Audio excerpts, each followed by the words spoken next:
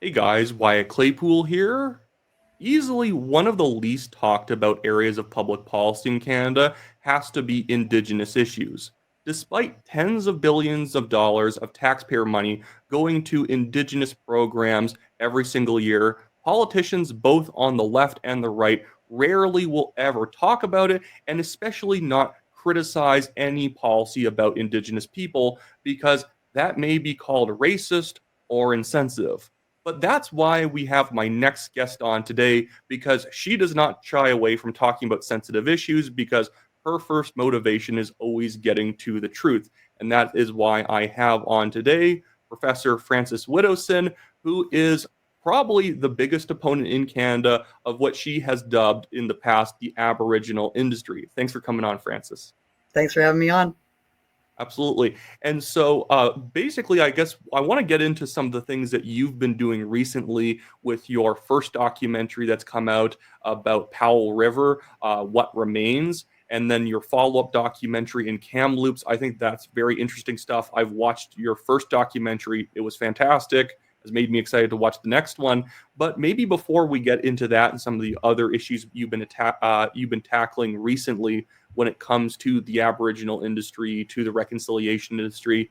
How did you kind of get involved in this area of policy and become one of the top critics when it comes to, I guess, how tens of billions of dollars are spent every single year? Yeah, so it started in the government of the Northwest Territories, where I met Albert Howard. And we found out from discussions that there was this large industry at work made up of lawyers and consultants that was siphoning money away from much needed programs and services in Aboriginal communities. And the issue that allowed us to understand this was the traditional knowledge policy, what was called the Aboriginal Traditional Knowledge Policy.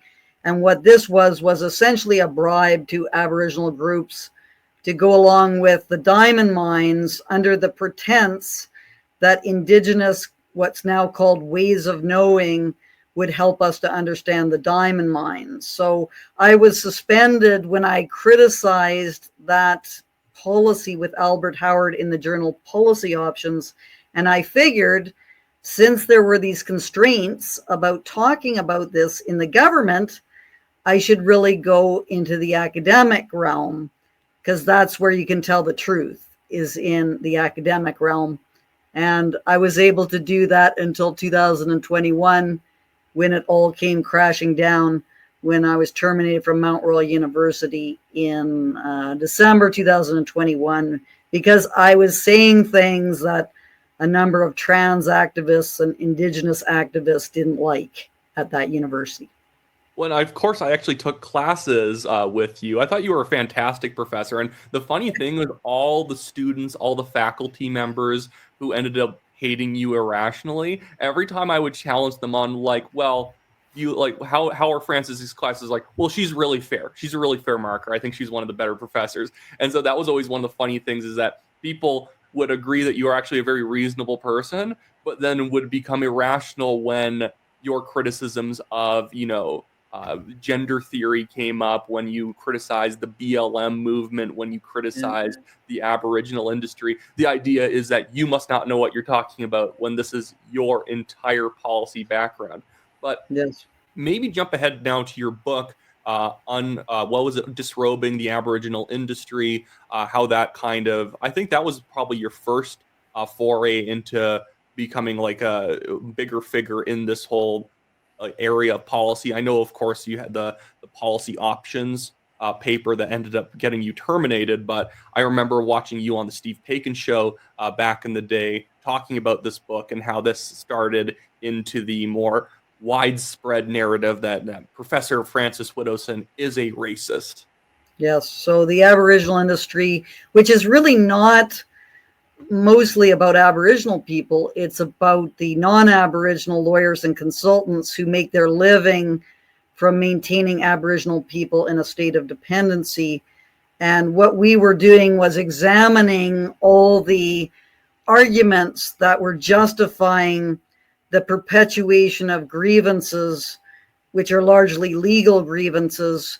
But what that does, the arguments that were used to justify this, were arguments that maintained Aboriginal people in an isolated and dependent state, because they did not recognize what's currently being, and it's getting worse. It's much worse now than it was in 2008 when that book was published.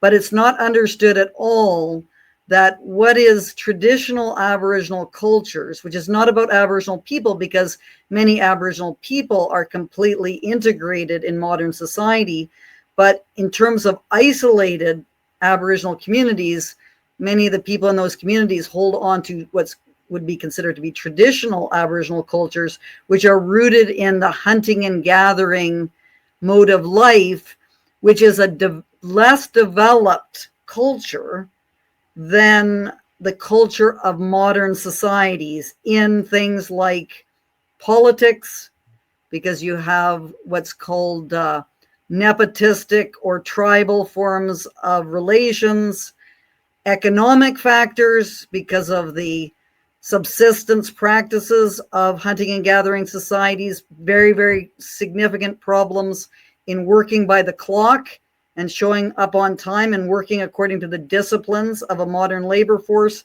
And then most significantly, less developed forms of understanding, which are based upon trial and error and what would be considered to be local knowledge, as well as a number of animistic spiritual beliefs, which are anti-scientific and prevent Aboriginal people from having the understanding that's necessary to become engineers, doctors, and all of those professional occupations which require a high level of education. And what you're talking about with these sort of like Indigenous ways of knowing being promoted, a lot of this does link back to the issue of residential schools and how effectively the legacy of residential schools have been weaponized against modern education when it comes to more isolated Indigenous groups. But I want to jump forward now, because this all then leads to what I would consider to be the Aboriginal industry or the reconciliation industry's magnum opus event, which is the Kamloops residential school grave hoax. And I think we can call it a hoax at this point. There's nothing to it. But maybe this also has to do with your firing at Mount Royal University and the litigation that followed with that, because it was a obviously wrongful termination based on any reasonable reading of tenure rules and just general workplace harassment policies. But what happened with the declaration of the graves and then your career? Yes, so I don't call it a hoax. I should make that clear. I don't think hoax is a very good word. I call it a deception, the mass grave deception. And a lot of it is self-deception. So that's important to point out, that there are people who truly believe that there are bodies buried in the Kamloops apple orchard. There are opportunists who are obviously, perpetuating known falsehoods, and it's often difficult to separate those two things out. So that's the first thing. In terms of Mount Royal, started in 2020 with a declaration in General Faculty's Council that the residential schools were genocidal. I could not believe that when that happened, because what that did is it put a target on my head and poisoned my work environment, because everyone started saying, why do we have Frances Widdowson here as a professor when it's been decided that that is Mount Royal's position on the residential schools? And that led me to, because of the poisonous environment and the fact that 40 professors were mobbing me, the most significant being a person by the name of Gabrielle Lindstrom, who now goes by her maiden name, Gabrielle Weaselhead, who was very upset about me criticizing any of her ideas. And she mobilized an anonymous student, was supposedly an anonymous student group, to try to get me fired. And that resulted in me satirizing her attempts to get me fired. Now, one would think that an attempt by a colleague to get another colleague fired for pursuing academic arguments would be considered to be harassment. That would be the definition. But instead, my satirizing her efforts to get me fired was found to be harassment, that I was actually harassing her. And this is a complete outrage, what happened. It's a destruction of tenure. It's pandering to the worst elements in the university. But because of the climate of indigenization which exists, one cannot criticize what's being put forward by these Indigenous activists. And that results in the perpetuation of this falsehood, this obvious falsehood about the remains of 215 children being confirmed at the Kamloops Indian Residential School. This is a highly improbable hypothesis because not one parent has said that their child never came home from the residential school. And if that's the case, who are the bodies of the children that are buried, supposedly buried in this apple orchard? And of course, we haven't moved on from this falsehood that was perpetuated in May 2021. And I want to move on in a bit here to the excuse making that is now everywhere for why they won't actually, get down to the truth, quite literally dig up the supposed graves, find out if they're like what happened, because you'd think that we would all be, benefited by having more information, but no. But I do want to just quickly back you up that I was on the General Faculty Council at Mount Royal University as a student representative at the time. I saw people try and spar with you in meetings. I saw people try and call you out as being wrong and like intolerant, and it would always just again turn into the labels, the name calling. I was there for when they were discussing implementing indigenization programs, and it was always this arbitrary idea that it just needs to be in like school programming for the sake of it. Business classes, like nursing classes, all this stuff now needs to have Indigenous ways of knowing baked into them. I remember a speech that you gave where they brought in, let's just say, somebody who basically believes in animistic healing practices to speak in a room of professors, many of whom have PhDs in medicine, obviously, as professors, talking about different home remedies that you would probably be potentially reported for child endangerment if you were giving children this kind of medication or this kind of healing practice rather than anything real. Yes, and this was Renee Watchman, who invited this person who was an elder. And this elder said, some person from the audience asked the question, what do you do about gut problems in children? So if your child has a stomach ache, this elder said, you rub corn pollen on their feet and do a sunrise ceremony. That's what this elder said. And this led me to ask questions, which then formed the basis of Renee Watchman's harassment complaint against me. And instead of reacting and saying to Renee Watchman that this is a frivolous and vexatious complaint, because obviously I should be able to ask questions about that, Mount Royal supported her.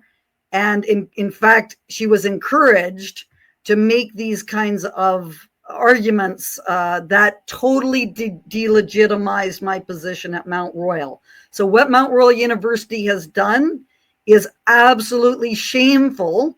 And we are still waiting for a reckoning on this because the arbitrator, David Philip Jones, was a complete incompetent and just basically was a glorified note taker in terms of all the arguments that were being made. So fortunately, my case is being appealed to the Labor Relations Board in December, and we will see if any rationality prevails with respect to the obvious setup of myself and the attempts to push a truth-telling professor out of a university.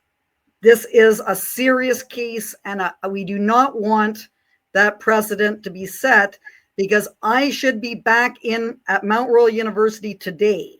There is no reason why I cannot be there, except people like Gabrielle Weaselhead and Renee Watchman don't feel safe when I criticize their arguments.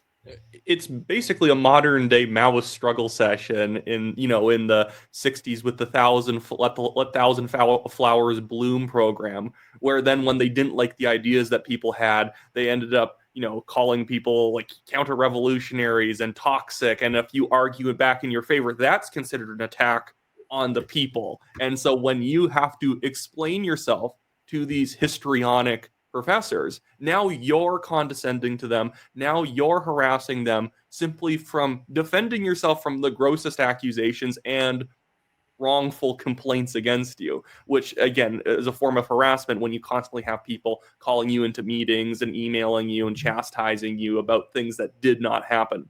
But now to move back over to what I wanted to talk about with the excuse making around the graves, I want to play us in with this clip from Mo Amir's podcast on Czech News, Van Colors, where he had now, I believe, Vancouver Center or Vancouver, whatever, I don't actually know his writing, Wade Grant, who is a Liberal MP, on to talk about Dallas Brody, who is the former Conservative MLA from Vancouver Quilchena, now 1BC MLA and the leader of 1BC, on why her comments about the Kamloops grave situation were gross, but why it's not actually the responsibility of the band or anybody else to prove whether or not the graves exist.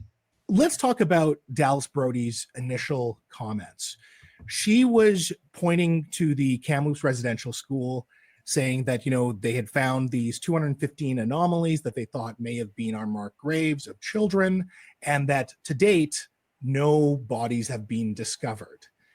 This seems to be factually true, at least on its surface.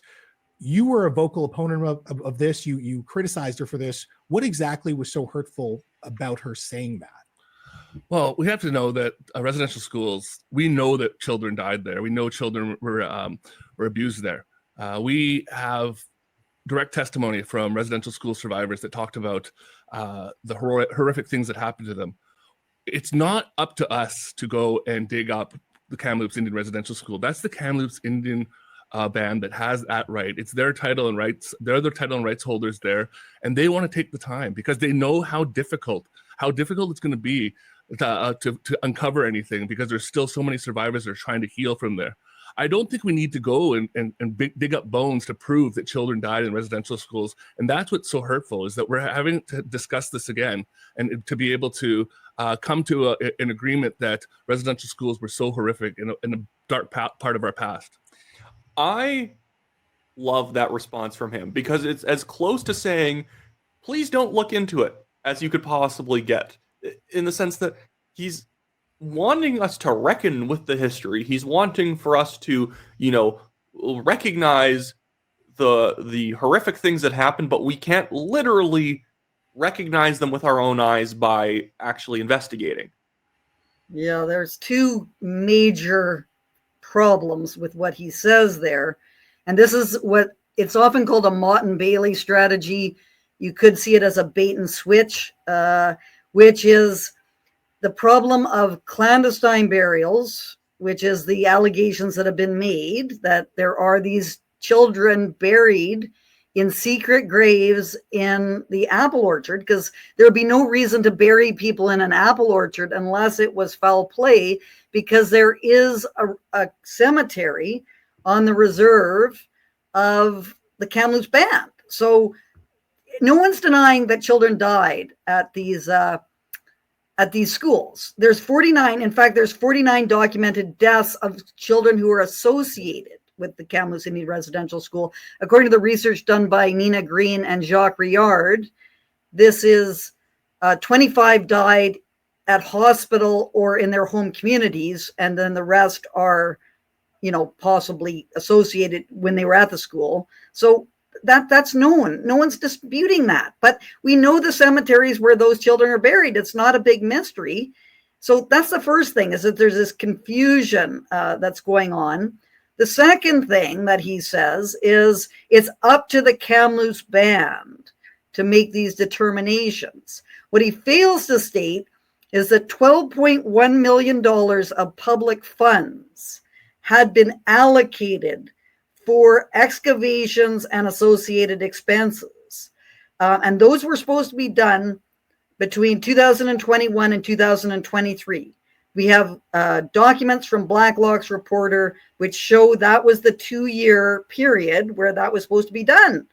That has not been done. So are we just going to allow groups to obtain public funds for purposes that they're supposed to be using these funds for particular purposes, and they just decide not to do that? Is going to be what is happening now? Because if that's going to be the situation, it's going to be complete inefficiency and unaccountability.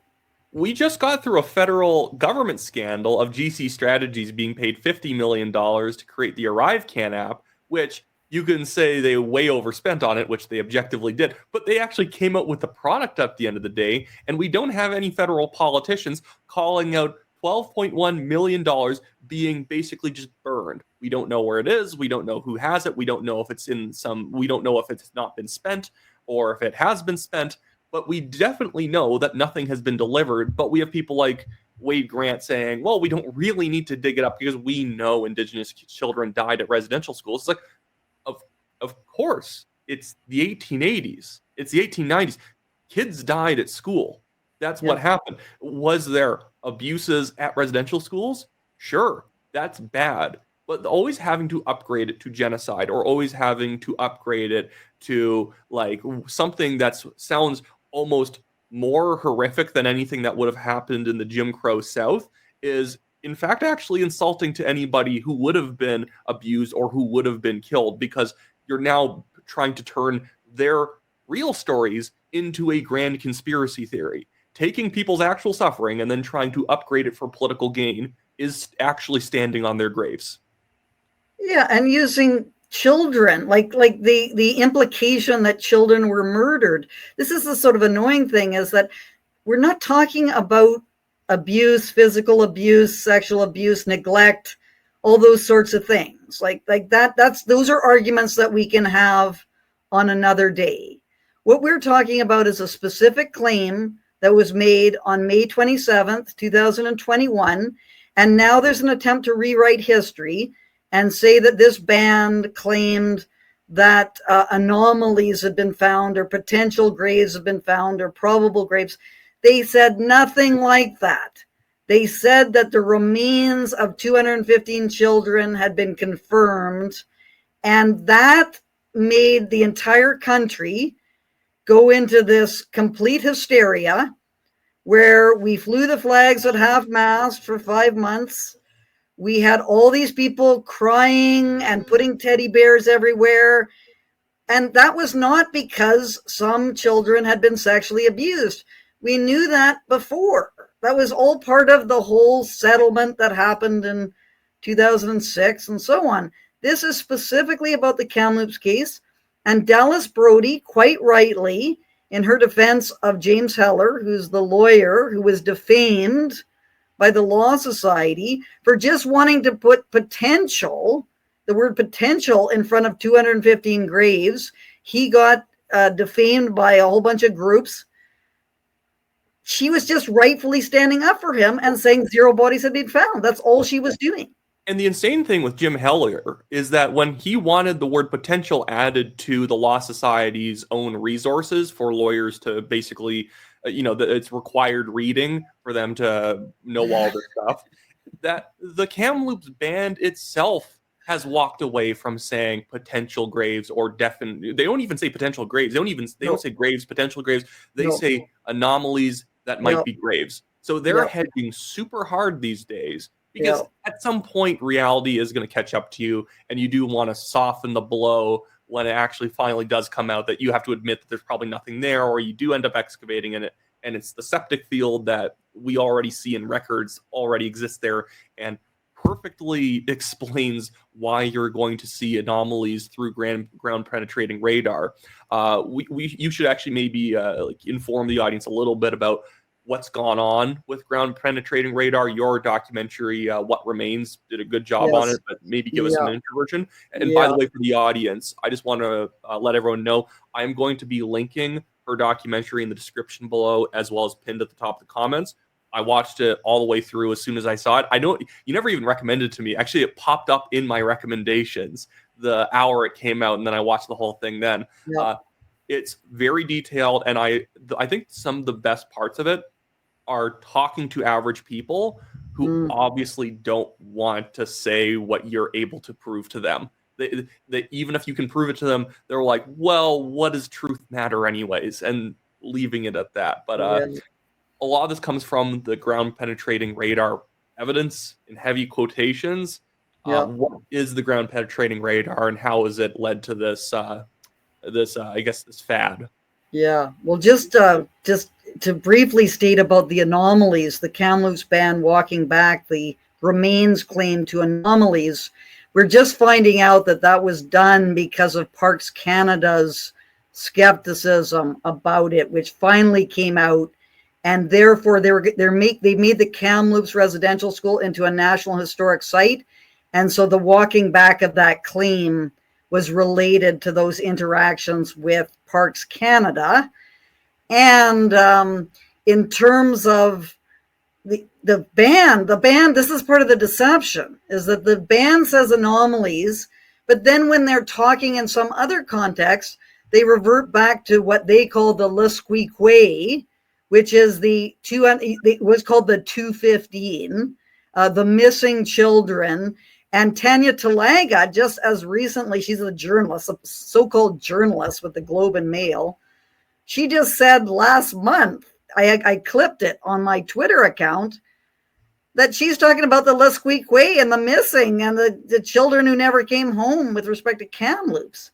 So this is just complete deception, saying one thing, duplicity, saying one thing, and then saying another in another context. So this really needs to be called out, all this stuff that's going on.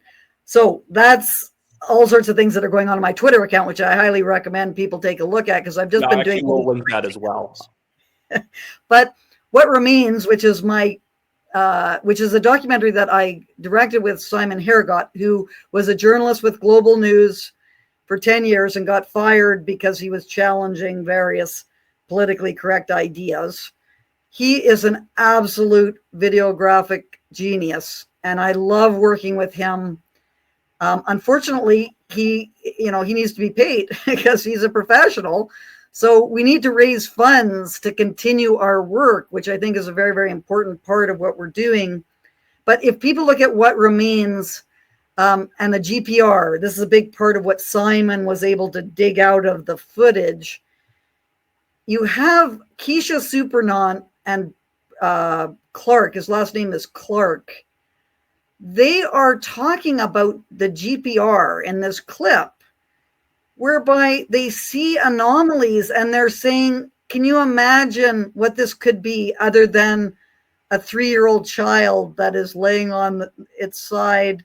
They're putting these ideas into the students' heads that they are teaching at this time.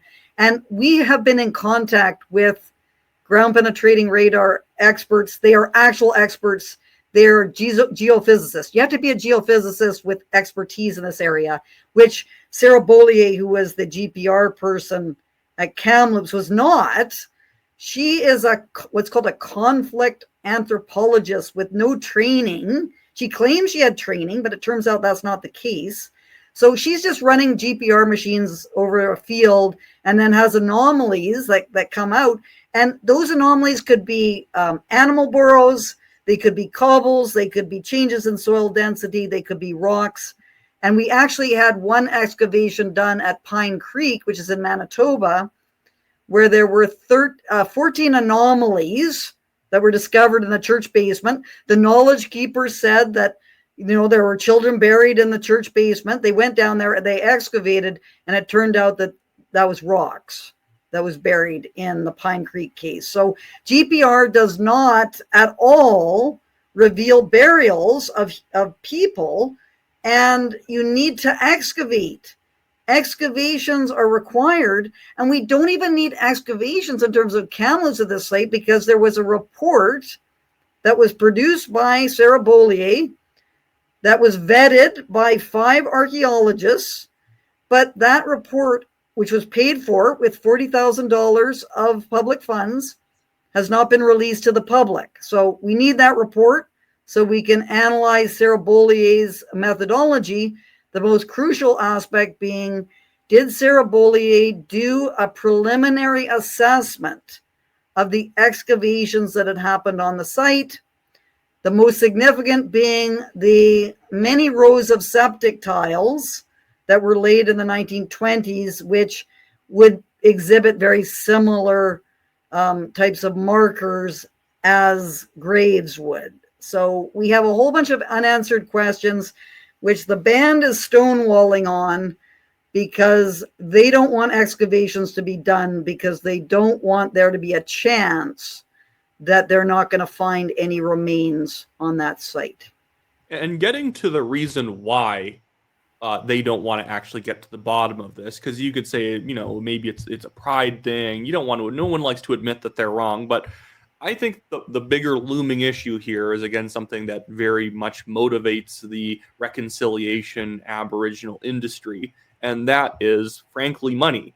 And what we've seen, this is also something that Blacklock's reporter had shown, is that shortly after the Kamloops grave claims, and which ended up causing a fad of ground penetrating radar scans of areas around residential schools or other areas, which is actually going on today. I believe there was one last month where, again, we've suddenly found another 300 people that we didn't know about before.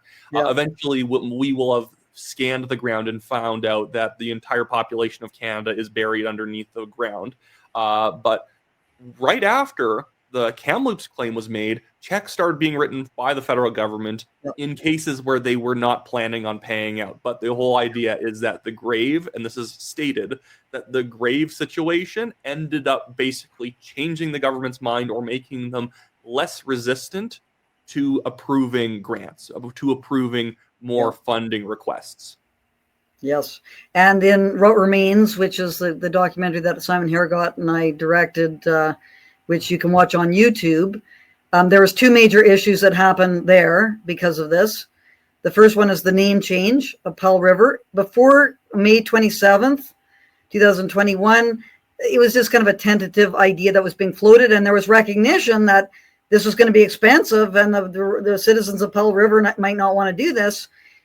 After May, and it was in June 2021, John Hackett wrote this very demanding letter saying it's not a question of, if the name is going to be changed, it's a question of when. That was his way he put it.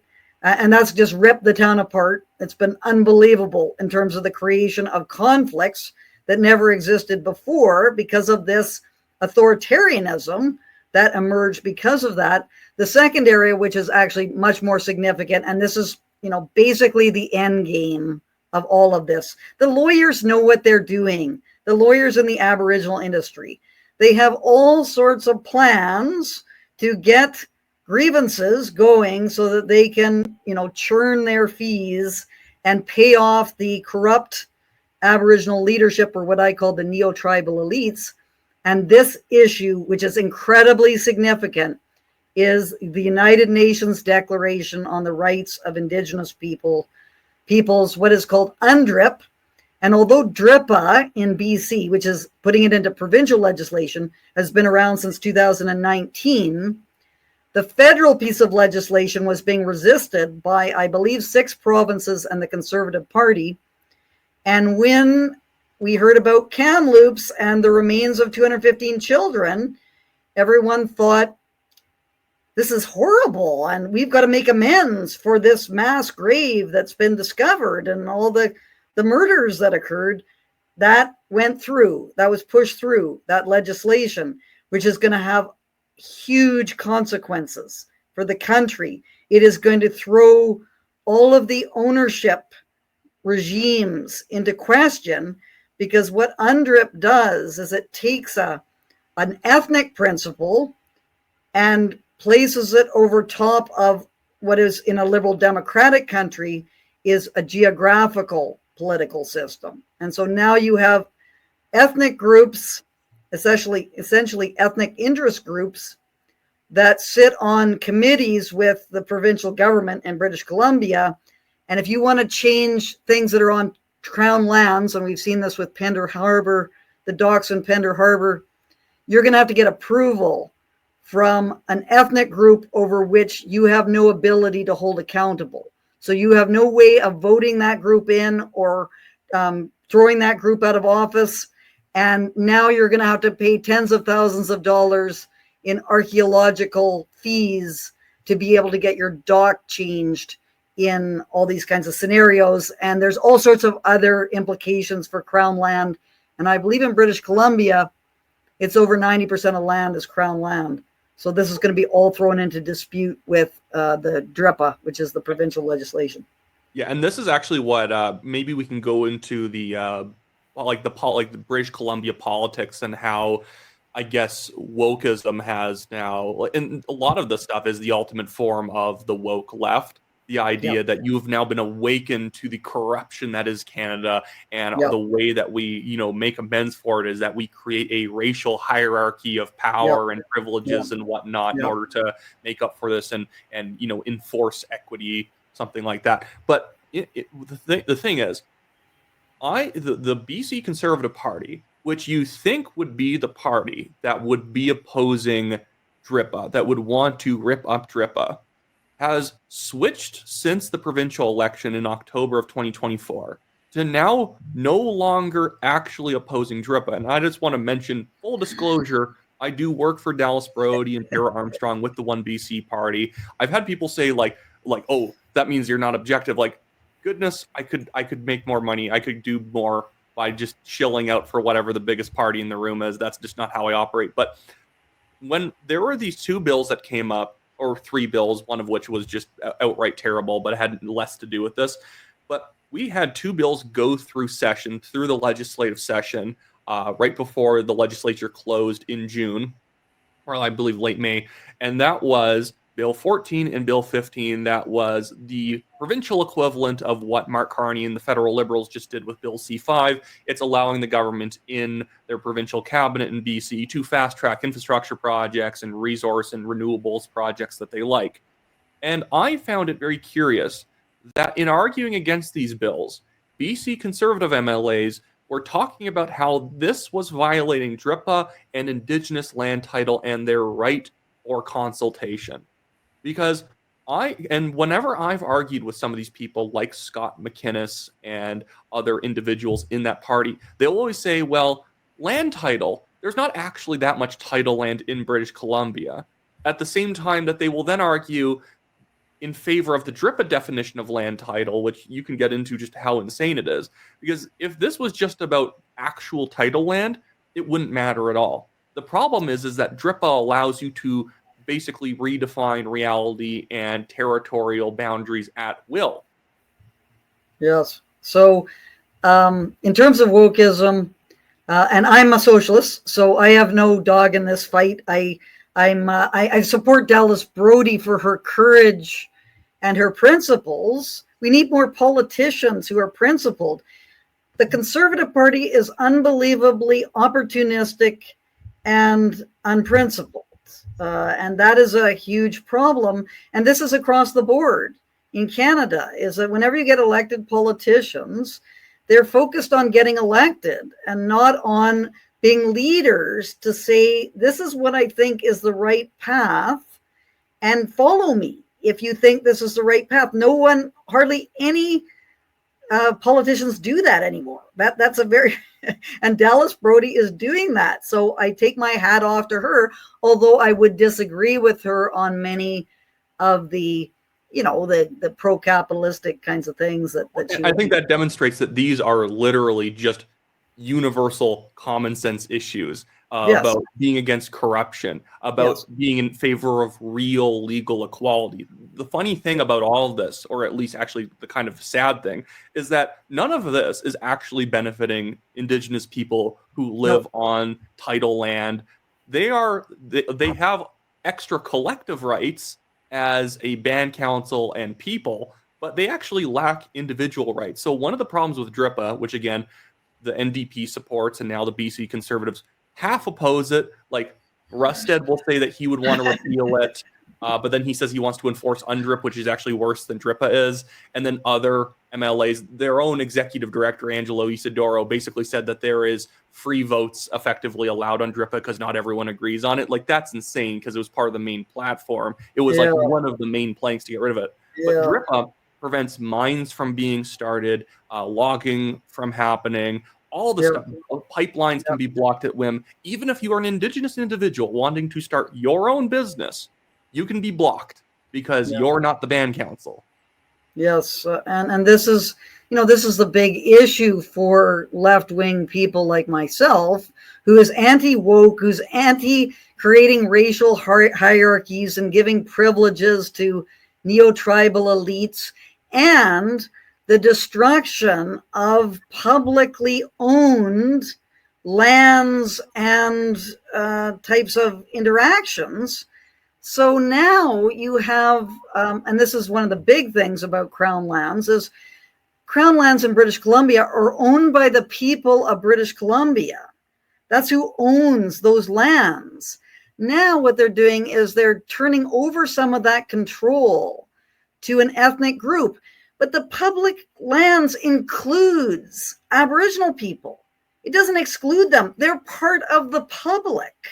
But the whole mentality behind DRIPA and UNDRIP is to create this ethnic principle when we should be working towards a geographical kind of principle, which includes everyone. And what you're going to see with DRIPA, which is a major part of it, is the public, like royalties and so on that are raised from Crown land, stumpage fees and so on, that goes into the government's tax base. And it uses that tax base to pay for things like hospitals, schools, roads, and so on, which both Aboriginal and non-Aboriginal people benefit from. What's going to happen is it's going to divert a lot of that funding into the hands of the Aboriginal industry, which is not going to go to the marginalized members of Aboriginal communities, who sorely need all sorts of high-quality services, which they're not going to get. And then you're going to see the conditions of the marginalized members of Aboriginal communities deteriorate. And then there's going to be a demand for the government out of its tax base, which is now reduced because a lot of it's being siphoned away by the Aboriginal industry, that the government step in and pay to deal with all these problems, which the Aboriginal neo-tribal elites are not going to look after at all. Tribal politics is about rewarding your friends and relatives. That's what it's about. It's not about helping those who are not closely related to you. And in fact, those people are going to be far worse off by a tribal political regime than they are with a national or a provincial political system, which does not evaluate people's needs according to, how closely they're related to the chief. Well, this also happens in the corporate world too, where, you use it or you lose it, where when you are given money, you always use as much as you can and then say that you're actually a little bit short. I even noticed this on the General Faculty Council of Mount Royal University, that the deliberate push at the end of the year to just spend money on stuff, or else the government may think that we can operate on a smaller budget. Happened every year. I remember somebody even requested money for a field school about going and shopping at the mall. That was an actual class that somebody got a funding approved from the General Faculty Council. Not how to run a retail store in a mall, how to shop at a mall. That was a class. But we have these insane stories now being justified with legislation like DRIPA, where Indigenous people at certain provincial parks, it is a provincial park, have exclusive access to it. When on for like 100 days out of the year, only Indigenous people with Indigenous identification can enter. And then you will have counties or specific local areas trying to basically make it that, you may own a farm, but Indigenous people can jump your fence and hunt on your land if they want, because it's all technically their land. That's actually the background of one of the independent MLAs, Jordan Keeley. He actually, in his riding up in the northeast of British Columbia, had to push back on that as a city councillor, and actually won, or not a city councillor, but like a township councillor on this insane policy where people are just going to be able to, abuse your actual land. People can just walk onto it whenever they want based purely on ethnicity.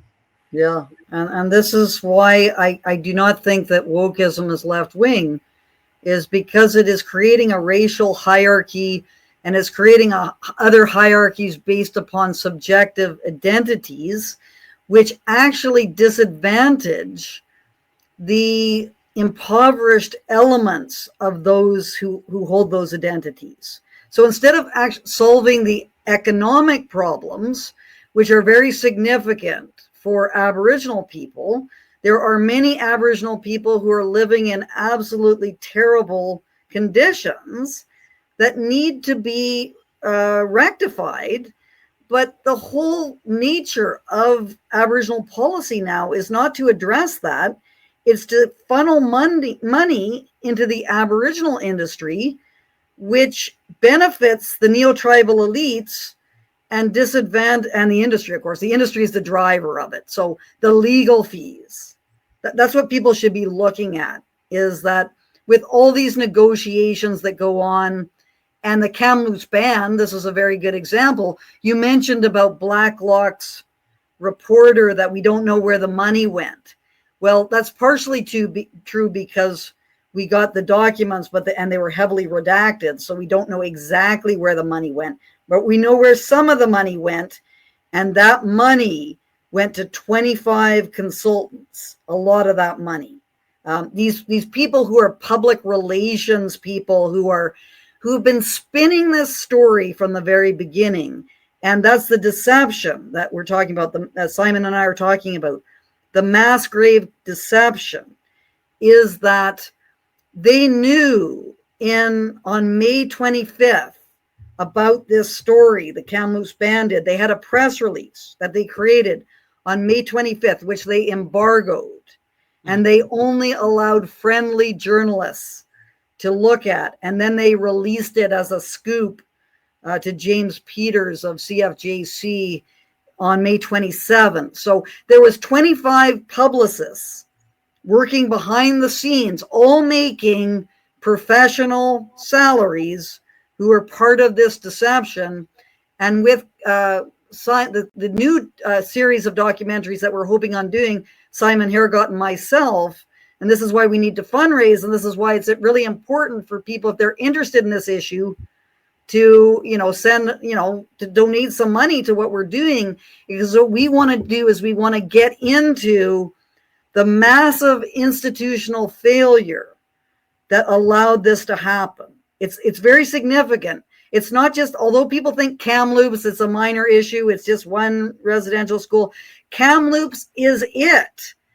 And people are fighting hard about Kamloops, because if Kamloops, that claim, is successfully debunked and people understand that, it's going to be a house of cards for the Aboriginal industry. So the Aboriginal industry will stop at nothing to prop up this claim, even to the extent of making it illegal, which is, of course, the residential school denialism legislation, which MP Leah Gazan is proposing, which is supported by Chief Stuart Phillip, who is an unbelievably corrupt neo-tribal elite who is calling Dallas Brody all sorts of names just because, she is saying that there's zero bodies of Kamloops. It's just unbelievably amazing. We need to go after Kamloops because that is one of the cards in this very, very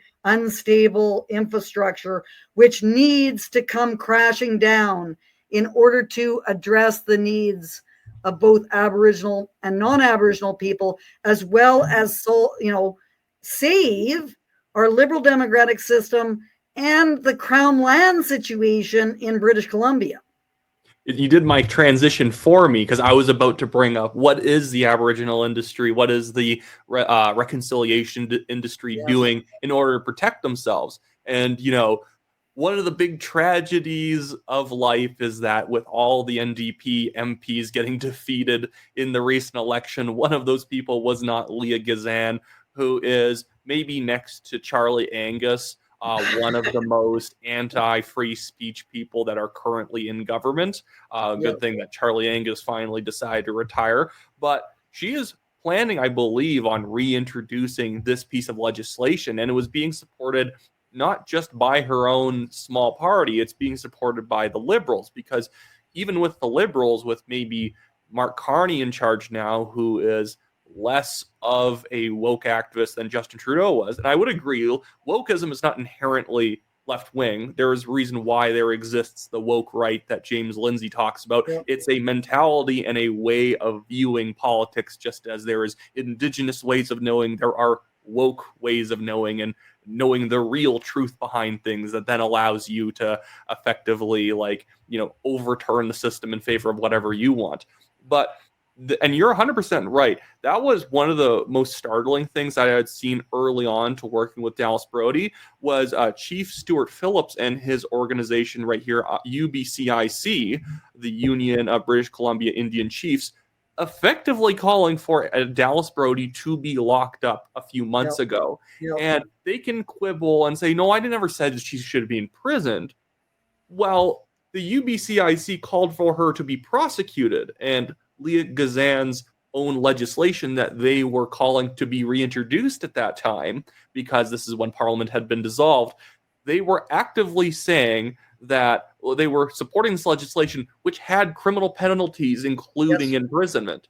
And if you were fined and you don't pay that fine, you would then be imprisoned. The thing is that at the end of the day, anything that you are criminalizing, you are willing to lock somebody up for, or else it's not an actual criminal penalty. Just saying that, well, we might just charge you a $50,000 fine doesn't actually not mean that the threat there isn't also that you're going to be imprisoned. It's still, at the end of the day, the government effectively pointing a gun at you and saying that you must do this or that because blah. And in this case, because you've offended the sensibilities of this random corrupt chief.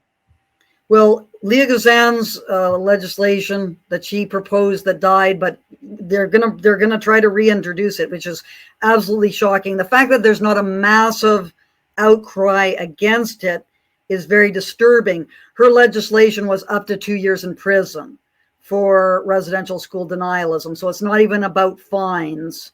And Leah Gazan, it's not going to be 2 years, because if you violate it again, no doubt the punishments will persist. The whole point is that you will keep being punished until you stop. Yes, and in terms of Gazan, so in What Remains, which is the documentary on Powell River that Simon Hergott and I co-directed, a friend of mine in Powell River took there's a couple of interesting things about Leah Gazan in that documentary.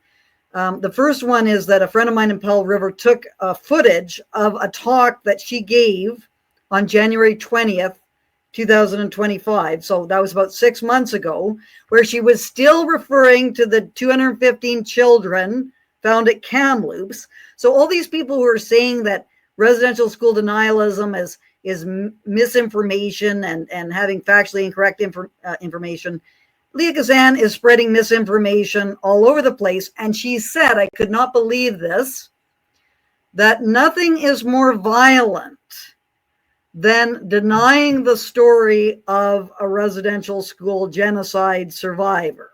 That's, for her, is the most violent thing that she can imagine, when we have, the Holocaust, we have the death squads in Latin America, we have the Rwandan situation where, people were being hacked apart by machetes, et cetera, et cetera.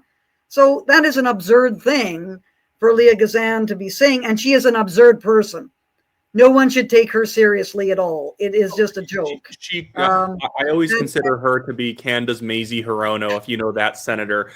Just somebody who clearly just woke up 5 minutes ago every single time I've heard her speak. Genuinely doesn't.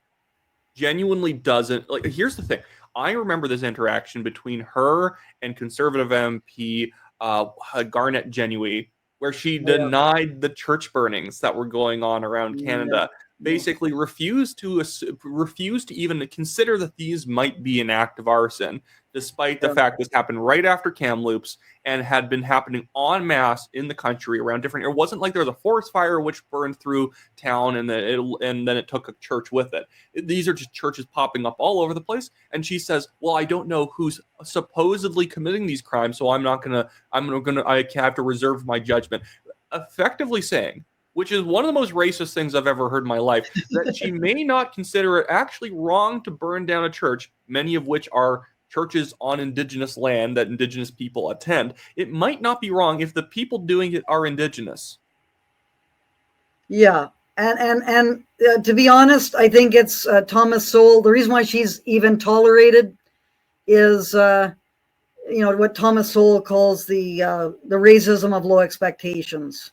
If Leah Gazan wasn't Indigenous, I really find it hard to believe people would not be just criticizing her like mad. And that's kind of one of the problems, is that it does Indigenous people no favors to condescend to them and pat them on the head and not ask them the hard questions that are asked of everyone else in society, because that holds Aboriginal people back and prevents them from developing a better understanding of the nature of society. And it leads to this unbelievable arrogance that you see in people like Chief Stuart Phillip and Leah Gazan. And the other thing that happened in What Remains, which is very shocking concerning Leah Gazan, is that Leah Gazan's talk that she gave in January 2025, that was covered by the local newspaper, The Peak. And what happened is that we tried to advertise my talk, which was providing a critique of things like what Leah Gazan was talking about, called The Grave Era at Kamloops. And The Peak refused to cover the advertisement, to put the advertisement in its paper, because it said that I was spreading misinformation. And then when we tried to go ask questions of Kelly Keel, who is the publisher of The Peak, she wouldn't take any questions. The receptionist ran up the stairs away. We were never able to actually get any answers from her as to what this misinformation was. And so this just shows you the media, the terrible corrosion of journalistic principles that exist within the media, that What Remains talks about, and that Simon Harrogott knows all too well because of his experience as a journalist. And with respect to the new documentary series that we want to do, we're really going to go into, the massive failure of the media and how they did not ask the questions that needed to be asked with respect to the falsehoods that have been spread for over 4 years now with respect to the Kamloops case.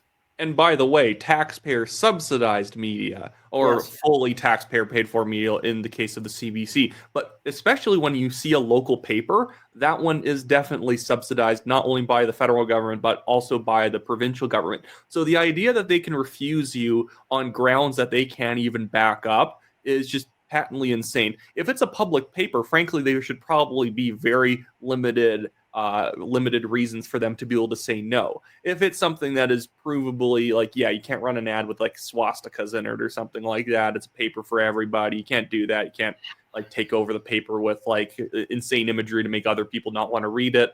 But they shouldn't be able to say no to this, especially when, again, they weren't even willing to. You think this would be a great moment to take down Frances Widdowson, have her walk into your newspaper, have cameras on, and be like, well, no, you're wrong on this.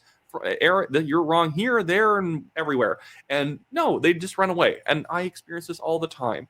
People who, as soon as they say you're wrong, and then when you are asked for a reason, oh, you're just stupid. You're simplistic. You don't know why she's wrong. And this would always happen at Mount Royal University, to circle back to my experience. Yep.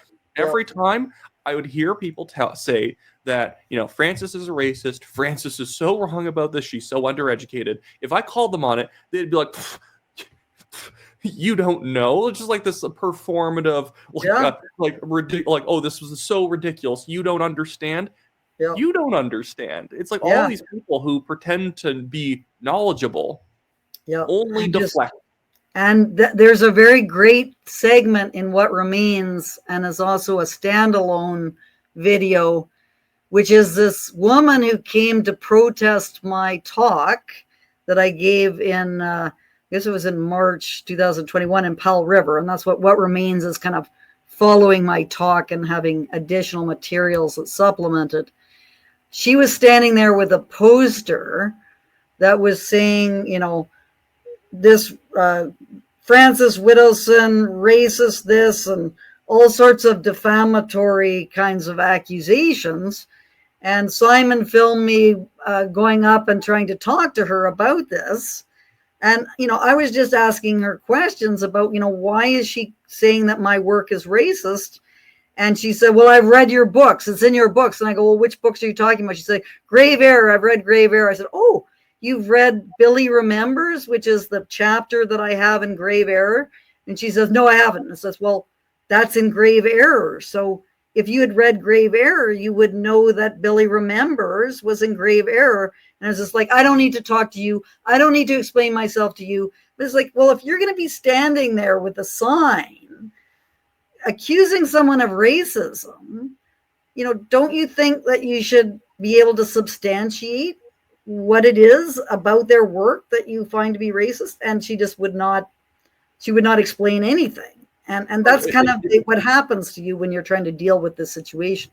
It's distilled cognitive dissonance that they know they're wrong, but they also think they're right. And those two things are happening at the same time. That's the problem with dealing with these people. It's actually cognitive dissonance plus. It's even worse, because cognitive dissonance makes you think that you couldn't possibly be wrong.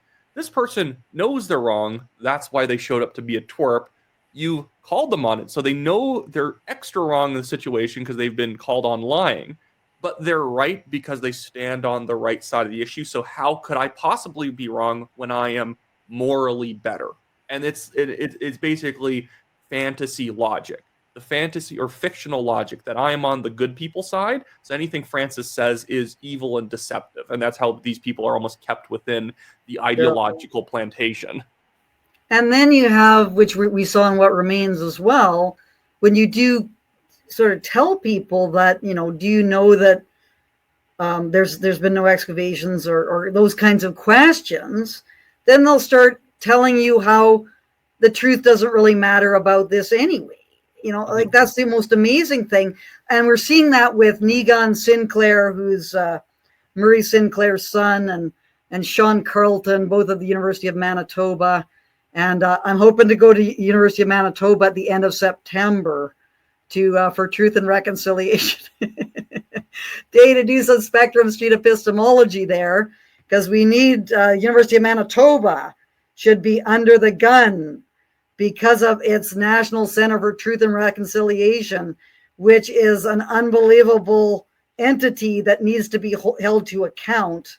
And they'll say things like, oh, all these residential school denialists, they're, you know, focusing on this really minor issue about the Kamloops case and the Kamloops unmarked graves, when that's not a minor issue. The Kamloops, the claim that was made about Kamloops is not a minor issue. This is a huge issue that we need to have a reckoning on, and we need to find out the truth with respect to that.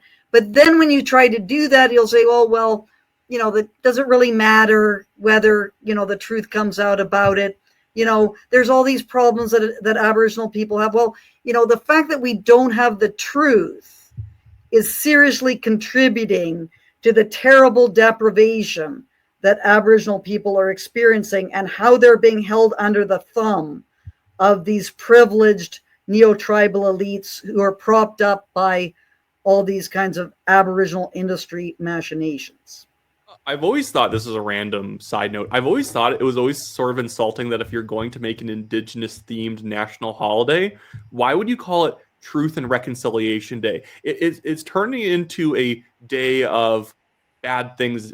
It's a day of mourning and failure and stuff like that. Like, why not call it Tecumseh Day or something like that? And I always thought that would be too pro-Canada. that would be highlighting an Indigenous person who liked Canada.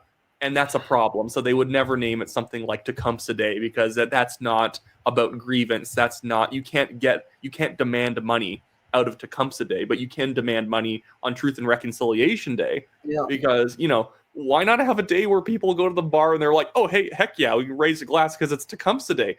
No one does that on Truth and Reconciliation Day. It's like sad in like a really insulting way to the Indigenous community. Let's have a day about being hard done rather than being triumphant. I mean, plus the Orwellian language, which is, it's got nothing to do with truth and nothing to do with reconciliation. It's about falsehoods and grievance mongering. That's what it's about. Like, people get wrapped into, oh, this is about compassion and about kindness and love and all these things. It's nothing could be further from the truth. Like, it is about trying to get people to open their wallets and provide more money to the Aboriginal industry so that more grievances can be perpetuated and more transfers can be distributed to these neo-tribal elites. Meanwhile, the terrible conditions of fetal alcohol syndrome, estimated at 40% in some Aboriginal communities, the terrible violence that occurs, the educational problems, the massive educational problems, the housing, the terrible housing and water, conditions. These are what we should be focusing on instead of these made up types of grievances about non-existent missing children. You hear about these missing, and I just, hear Sean Carlton and Negan Sinclair talking about this all the time. Thousands of missing children. We do not have the name of one child that's missing in the sense of what we think missing is, which is, there was a report by a parent that their child went missing. No one ever knows what happened to that child at a school. That's not the case. We do have obviously missing women and I guess, the high, all the prostitutes who go missing on the Lower East Side, and, people who are murdered by their spouses and all these kinds of problems. But that's not what we're talking about with respect to the Kamloops Indian Residential School. Yeah, but I think that would be a great place to leave it off. I fully recommend everybody go check out What Remains. Again, linked in the description, pinned to the top of the comments. And I guess, Frances, when is the next documentary being planned to be released? Well, it depends on the fundraising. So we need to raise funds, and I know it's slightly awkward for me to do this because I'm not a salesperson. But in order to have independent people producing meaningful things, people who are professionals, and that's not me, because I'm, fighting my wrongful termination, and I hope I'm going to get, some, reinstated, so I'm not going to have financial difficulties. But, Simon Haircott is a professional, and, he has to survive. And so that's why we need the funds, is to do the editing. Like, that's the major thing, is editing takes a lot of time. And, we need the funds to do that. So if you want to see more of this content, like you saw in What Remains, just even $20 is really helpful. It doesn't have to be a lot, but every bit helps. And that's what help us to produce these documentaries. Yeah, well, I'll definitely be contributing. I'll also be linking that fundraiser below. Again, I encourage everyone, if you're not considering fundraising or donating, check out What Remains first and know that there is going to be, and just watch it and share it. And even if you can't contribute, you can share it. So it will be helpful just for have people watch it, and you can watch it for free. So there's no problem watching it. Follow Frances on X, of course. Go watch the documentary, and I'll definitely have her back on when we're, getting close to the premiere of the new documentary. But thanks for coming on, Frances. Thank you very much.